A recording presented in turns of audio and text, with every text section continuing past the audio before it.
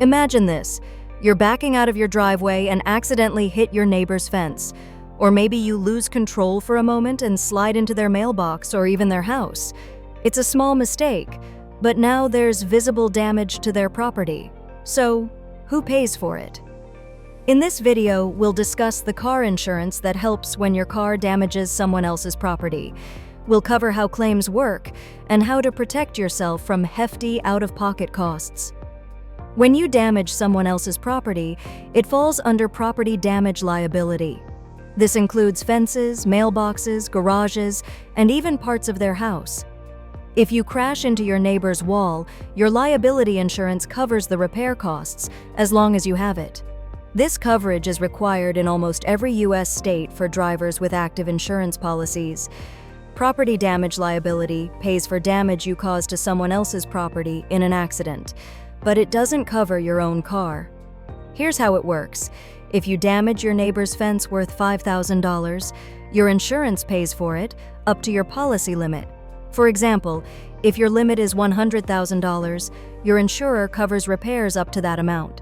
This coverage also applies to parked cars, street signs, or buildings, anything that belongs to someone else. But what if you don't have property damage liability coverage?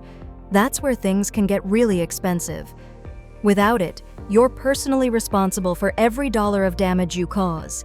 If you damage your neighbor's wall or landscaping, you'll have to pay for repairs yourself. Depending on the damage, that could range from a few hundred to several $1,000s. And if you refuse to pay, your neighbor could take you to court, leading to even more costs with legal fees. If your car causes damage, here's what to do. First, stay calm and talk to your neighbor honestly. Don't drive away or try to hide it. Next, take photos and videos of the damage for documentation. Then, contact your insurance company as soon as possible to explain what happened. Your insurer will open a claim and work directly with your neighbor to cover repair costs. You may have to pay your deductible, but they'll handle the rest. Let's look at a few real-life examples. You accidentally back into your neighbor's fence, causing minor damage that costs around $1,000 to fix. Your property damage liability covers the full cost. You lose control on a wet road and hit your neighbor's garage, causing major damage worth $15,000. Your insurance pays for it, but if your limit is $10,000, you'll need to cover the extra $5,000 yourself. You drive into your neighbor's lawn and damage their sprinkler system. Again, your liability coverage pays for repairs within your limit.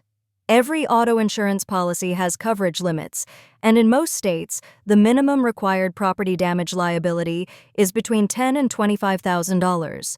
But property damage can easily exceed that, especially if you hit a house or a luxury vehicle.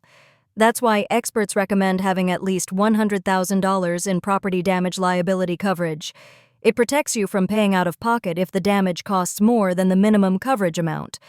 While property damage liability covers your neighbor's property, it doesn't cover your car.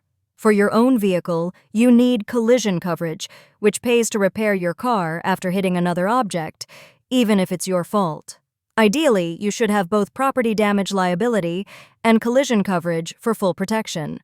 So, what car insurance covers damage to your neighbor's property? The answer is property damage liability coverage. It protects you when your car causes damage to someone else's property and helps avoid financial stress. If you're unsure about your coverage limits, review your policy and talk to your insurance provider. A few extra dollars a month can save you thousands in repair bills later. Accidents happen, but being insured means you won't have to face them alone. Thanks for watching, and drive safely.